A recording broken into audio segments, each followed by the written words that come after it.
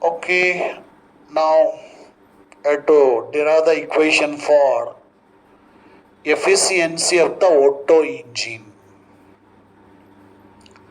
The ratio of useful work done by the engine to the heat absorbed by the engine in one cycle is called efficiency of the heat engine. ಒಂದು complete cycle ಅಲ್ಲಿ observe ಮಾಡ್ಕೊಂಡಿರ್ತಕ್ಕಂಥ amount of heat ಇಂದ ಎಷ್ಟು useful work done ಆಗಿದೆ ಈ ಒಂದು engine ಇಂದ ಅದನ್ನು ನಾವು efficiency of the heat engine ಅಂತ ಕರಿತೀವಿ. ಹಾಗಾಗಿ eta is equal to useful work done divided by heat absorb. Work done by the engine is H1 minus H2 divided by H1. So ಅಲ್ಲಿ H1 and H1 cancel ಆಗುತ್ತೆ. ಹಾಗಾಗಿ we get 1 minus H2 upon H1 is the equation for efficiency of the heat engine and call it as equation number 1. In this Otto cycle, so these points D and C are lie in the same adiabatic. The points D and C are lie in the same adiabatic, and A and B also same adiabatic. From B to C, H1 amount of heat is absorbed. From D to A, H2 amount of heat is rejected. So now we have to consider from B to C. From B to C, H1 amount of heat is absorbed. The temperature is increases from T2 to T3 at the constant volume. We know that equation for specific heat, Q is equal to Cm into delta theta. Q is the heat absorbed or heat rejected. C is the specific heat. M is the mass of the substance, and delta theta is the rise in temperature. So in this engine, air is the working substance. So usually 1 gram of the working substance or air is taken in this engine. You have to assume that 1 gram of the working substance is taken. That's why according to this equation from B to C, instead of Q, H1 amount of heat is absorbed, and C instead of C, CV is taken because volume constant. So CV is the specific heat at constant volume. M is the mass of the working substance is 1 gram. Temperature increases from T2 to T3, so it becomes T3 minus T2. So H1 equal to C into 1 into T3 minus T2. Now from D to A, H2 amount of heat is rejected when temperature decreases from T4 to T1 at the constant volume. Therefore, from D to A, H2 equal to CV into 1, and temperature decreases from T4 to T1, so T4 minus T1. Here also volume constant, so CV is taken, and 1 gram of the working substance is taken, that's why into 1. Now dividing these two equations, H2 upon H1, so H2 upon H1 is equal to CV, CV get cancelled, we get T4 minus T1 divided by T3 minus T2, and call it as equation number 2. Now in this graph, the points D and C are lying in the same adiabatic.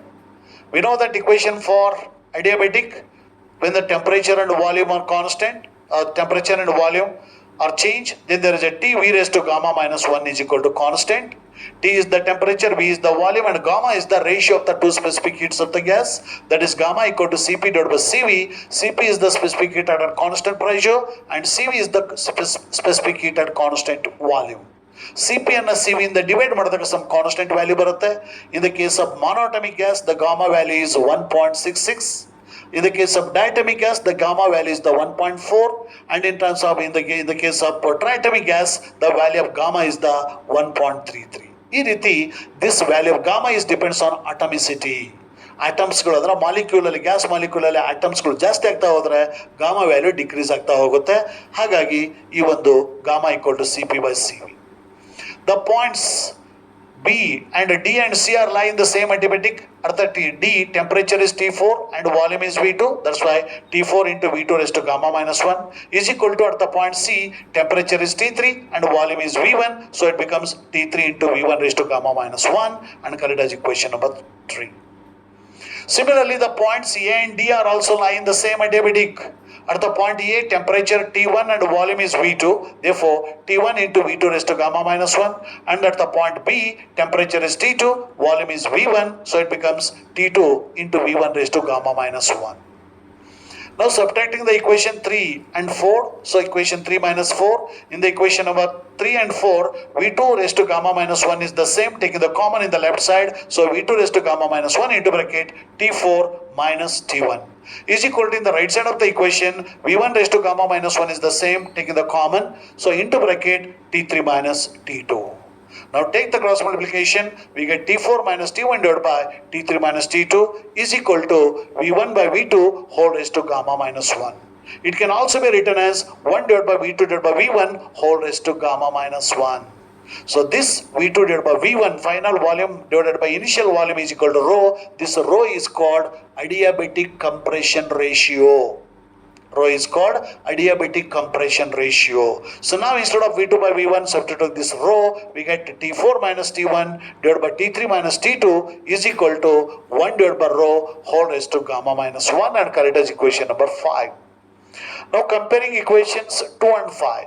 Instead of T4 minus T1 divided by T3 minus T2, substituting this H2 upon H1, so we get H2 upon H1 is equal to 1 by rho whole raised to gamma minus 1, and correct as equation number 6. Now in the equation number 1, efficiency of the heat engine eta equal to 1 minus H2 upon H1. Now instead of H2 upon H1, substituting this equation 6, so we get finally eta equal to 1 minus 1 by rho whole raised to gamma minus 1. Eta equal to 1 minus 1 by rho whole raised to gamma minus 1 is the equation for efficiency of the Otto engine or efficiency of the petrol engine. This efficiency is depends upon the rho, means adiabatic compression ratio. Usually in this Otto engine the maximum is 9, but never be a more than 10. If the value of adiabatic compression ratio is more than 10, then that engine itself, that means the mixture itself, ignited without any spark plug. ಅಲ್ಲಿ spark plug ಇಲ್ದೇ ಆ ಒಂದು mixture ತನ್ನಷ್ಟು ತಾನೇ ignite ಆಗಿಬಿಡುತ್ತೆ ಯಾವಾಗ adiabatic compression ratio more than 10 ಇದ್ದಾಗ. ಹಾಗಾಗಿ it never be a greater than 10. ಹಾಗಾಗಿ the value of rho is maximum 9. So ಯಾವಾಗ ರೋ ವ್ಯಾಲ್ಯೂ 9 ಇರುತ್ತೋ ಆಗ efficiency of this auto engine is nearly 60%. Efficiency of this Otto engine becomes nearly the 60% ಇರುತ್ತೆ. Okay.